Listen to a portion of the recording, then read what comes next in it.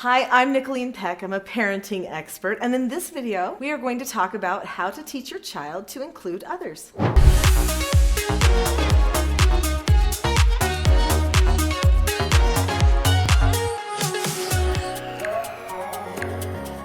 It always breaks our heart, doesn't it, when we see our child feeling like they don't want to play with some other child. And we want them to be understanding and kind and reach out to those other people. But what we don't realize is that sometimes our children have a different view of themselves than we have a view of them. So we see them in a certain way in their surroundings. They see themselves in a certain way in their surroundings. In this video, what I'd like to do is give you 6 steps for how to set up an environment and a mindset to help your child include other people in the things that they are doing. And they will naturally do this when you change your environment in your home. The family is definitely the best teacher for teaching inclusion. In fact, a family who plays together and works together has the best chance of creating a child who will include other people. That's point number 1. So your family is really the nursery for that child who will include other people in their play and in their lives. If you don't want a child who's standoffish and rude to other people, then in your family you have to have that type of culture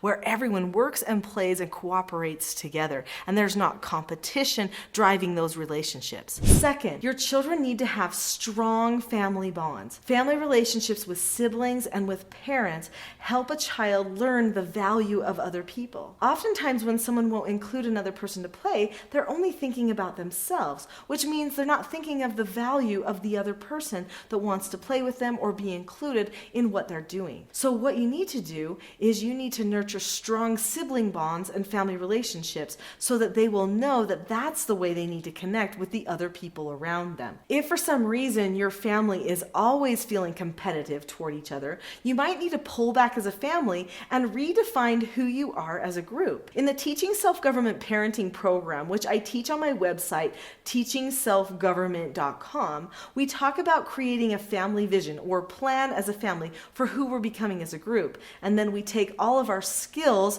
and all of our meetings and the structural elements and we put them behind that plan. So that plan has power to move forward no matter what problem the family might be facing. Your children need to know who they are as a whole group. This will help them care about other people who are in outside groups. Point number 3, children need less stimulation time if they are going to care about other people. So stimulating things like excessive amounts of friend time or movie time, video time, these are all things that lead to selfishness or only worrying about your senses and how you feel. Usually when a person leaves another person out, it's because they just don't want that person with them. And we need to not put so much stock in our own feelings and in our own senses so that we end up being rude to other people. That's bad social skills, which I'm sure you know, and that's why you're wanting to make sure that you're successful at helping your children include others. Point number 4, children need to have friends with people of all ages. When a child only has friends that are their same age or very near their same age,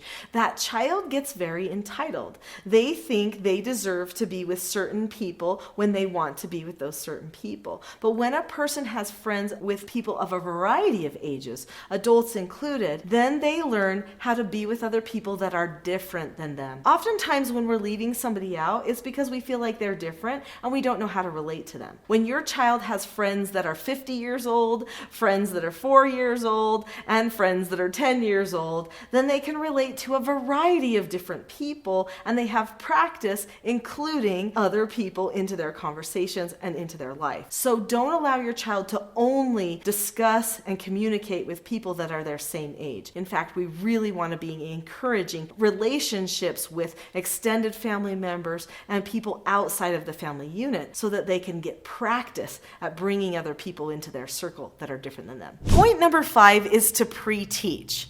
That means that you tell the child ahead of time what they need to do in social situations. So a wise parent always pre-teaches before a situation occurs. What you would do in this situation is you would say, we're going to the park and there will be other children there who will be playing. Now you're going with your one friend in your car, but when we get there, there will be other friends there to meet us. How are we going to handle the situation so that everyone can play together and nobody feels like they're left out? So then you talk about reaching out to other people and you remind your child of the skills that they need. You're probably going to have to tell them to step out of their comfort zone, because sometimes the other person is waiting for somebody else to do the work of joining up the playgroup as well. And if your child's going to be the one to do it, you might have to role play practice how to do it in a time when you're not actually at the park with all of those friends. Pre-teaching is super powerful, it's deliberate, and it is the hallmark of a self-governed family. Point number 6 is to be a connector. So for them to see themselves as the type of person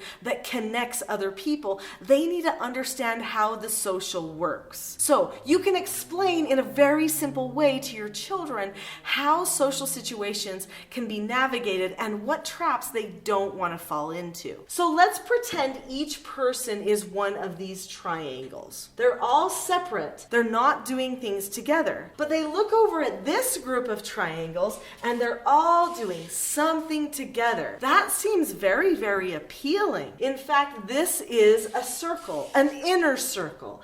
Suddenly, all of these people that are not connected to anyone desire to be part of this group in the inner circle. That's what they hope for. This isn't a healthy hope, and I'll explain why. Because once this person moves into the circle, let's say this person moves here into the circle, they become part of the group. They get inside this circle and they recognize that in that circle, there's actually another circle. Inner circles always lead to other inner circles, which means that the people are never satisfied with who they are connected with. This person is connected with these other people, but they see these people and they seem so special because they're somehow separated from everyone else. Now, of course, these people are still just on the outside. But what if your child was a connector instead of a person always seeking somebody else's circle? So if you can explain that those are the two options you have. Either you go and seek somebody's circle and see if they'll let you in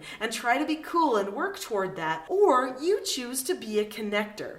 A connector is a powerful person. So let's say this is me and I choose to be a connector. I'm going to hook up this person. I'm going to hook up this person, this person. I might hook this person to this person and this person and so forth. And soon everyone is connected together. A connector makes power in a group. Everyone feels like they're one united functioning body. In fact, if you're a really good connector, then what you do is you go over to this group and you start connecting here too. But you just completely ignore the circle. Those circles are imaginary, and our children need to know they're imaginary because they spend a lot of effort trying to appear like they are somehow special or above somebody else, that they are in one of these circles, when in reality, they're living in a dream world and the circles never end. If you want your child to include others, you need to create a family that includes each other in the family and reaches out to people around you as well. Set the example and then teach your children what it takes